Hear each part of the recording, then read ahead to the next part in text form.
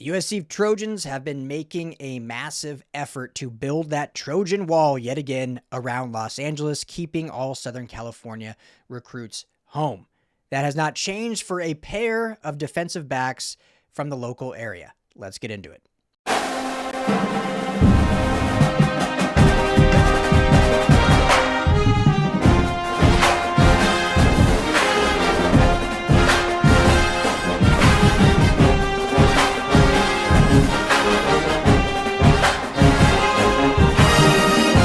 Hey, what's up, Trojan family? Welcome to the USC LAFB show here on the LAFB network. I'm your host, Ryan Dyrud. Thank you, as always, for making this show a part of your day. If you have not already, please hit that like and subscribe button. We certainly appreciate it and helps us keep this thing growing.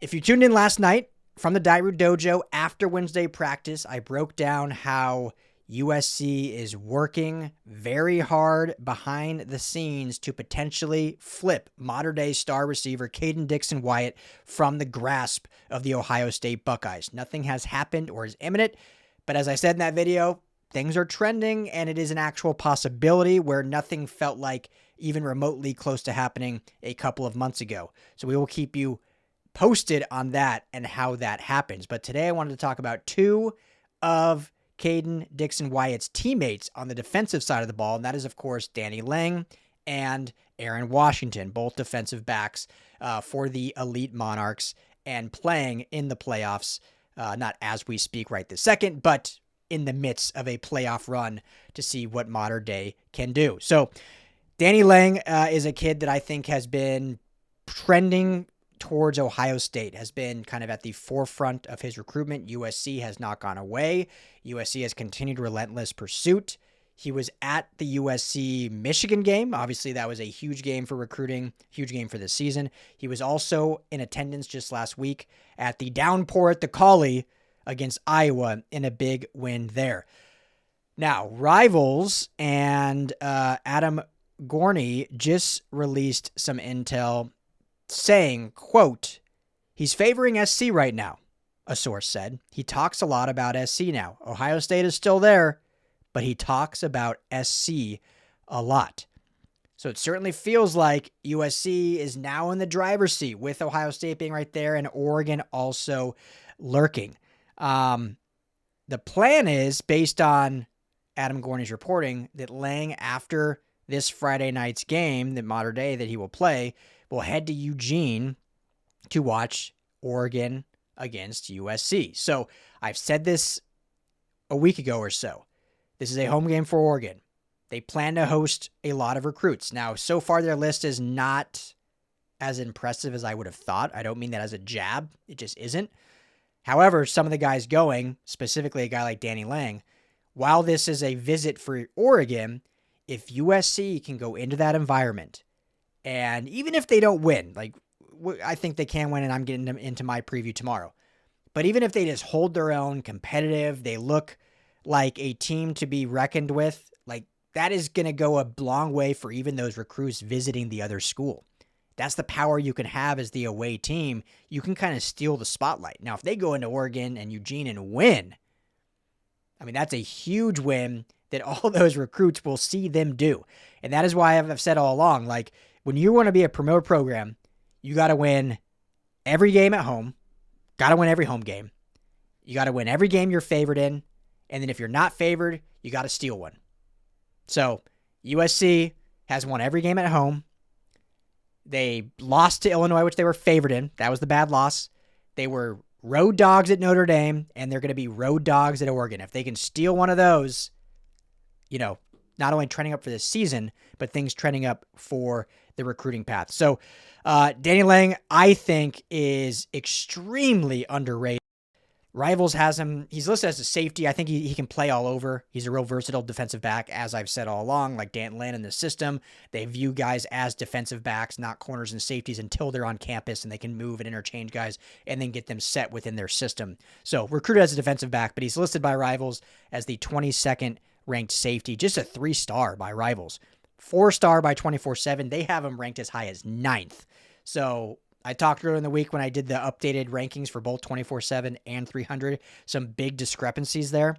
This is one of those discrepancies. Obviously, seen in much better light by 24/7 than he is by rivals.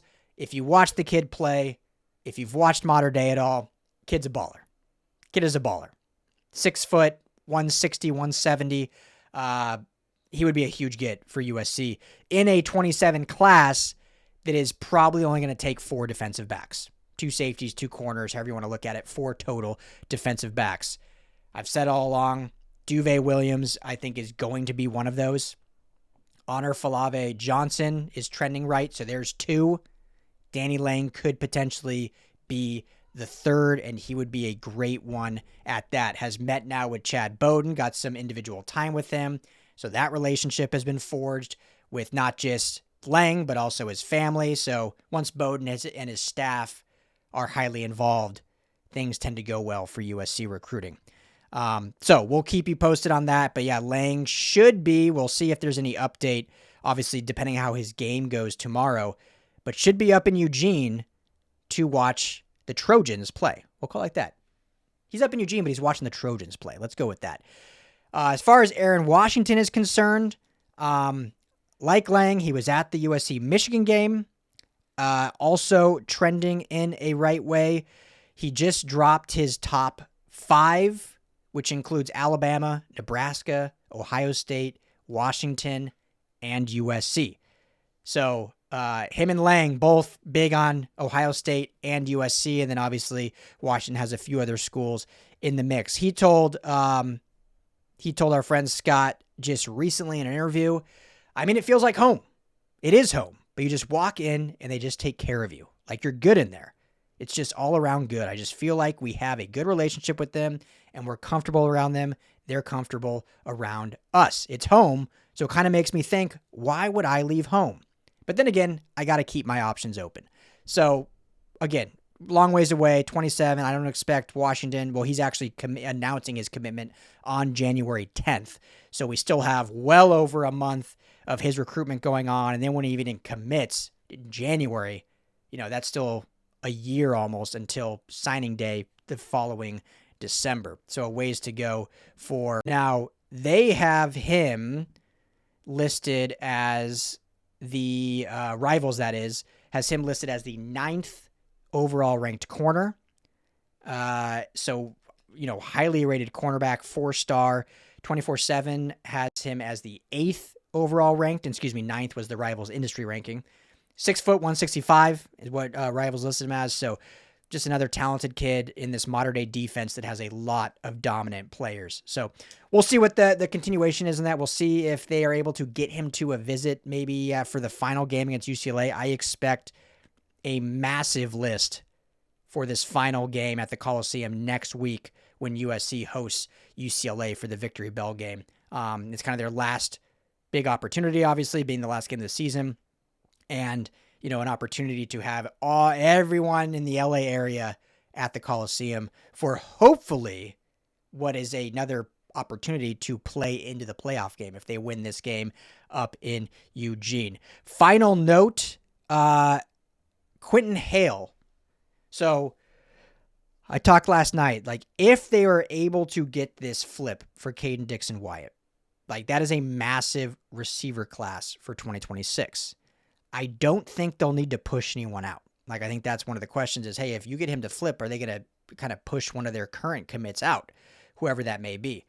I don't think so, because they will be losing a lot of receivers after this season due to eligibility, due to the NFL draft. And so they can take a big class in 26. They're not all going to develop at the same pace. You're going to have some guys that can play right away, some guys that are depth pieces, some guys that may not get to that level of playing ability until maybe their junior season. So they're going to develop differently in what they do. But that does mean I think 27, they're only going to take 1, maybe 2. I mean, like we've said, 15 to 20 players max in that class, 4 DBs, 1, maybe 2 receivers, is what I think. One of those high priority guys is Quentin Hale. And right now, USC and Alabama are kind of at the top of his recruiting. 4-star goes to Cathedral here in Los Angeles. And Texas A&M is another school to watch. He just visited Texas A&M, I believe, this past weekend. And I think he's going to Texas also to finish off the year. So a lot of competition for the young receiver, but I think this is one that USC will kind of set their sights on to be maybe their guy in this class. He's the 6th rated receiver by Rivals industry rankings, 4-star, 16th by Rivals just their peer rankings, 7th by 24/7. So that gives you that 6th total for the rankings. So really talented kid, 6'3", 175, 180-ish. Going to grow into that body more. So a lot of talent and a lot of size that they can add to that receiver room, which is obviously something great in this Big Ten conference. So there's the latest intel for you. Latest update recruiting-wise. Like I said, tomorrow I will drop my full Oregon preview. Tim and the Madman did a great preview on the Call-In Show Wednesday night, so you can check that back. It's up on the channel here, so you can just rewatch that. But I'll have another breakdown of the preview tomorrow on Friday. And probably have another little Easter egg video out for you as well, leading up to this big 20:30 p.m. kickoff up in Eugene, CBS, USC, Oregon. Can't wait. Hit that like and subscribe, guys, button. That helps out a ton. Really appreciate it. But thank you, as always, for all the support and all the views and all the comments and all the love. And let's keep this thing growing. I'm Ryan Dyrud. As always, family, fight on. Hey, Trojan family, thank you so much for hanging out and watching the USC LAFB show. Before you go, let me tell you quickly about our friends over at Sleeper. Go right now, download the Sleeper app. It's the #1 sports app, not just for season-long fantasy, but they've got live pickers, they've got live stat updates, they've got a chat that you can chat with other users, plus the daily pick'em, which is a blast, or daily fantasy, whatever you want to call it. You go and pick 2 to 8 players across any sports. If you're talking USC, go choose Jade Mayav in his next matchup. Pick more or less passing yards, more or less touchdowns. You stack those, and you can win real money. When you go to make your first deposit, make sure you use our promo code USCLAFB. You're going to get a match deposit up to $100. Put in $100, you get $100 free to play with from Sleeper. Put in $10, they'll match you that $10. So now you're sitting at $20 to play with. But also right now, for any new users, no deposit required. You get $20 free entry. You can stack both. You can get the $20 for free. Go make a deposit. Use USC LAFB. And now you've got a bunch of free money to play with right there on the Sleeper app. Check it out, Trojan family. And when you do, tell them the guys at the USC LAFB sent you.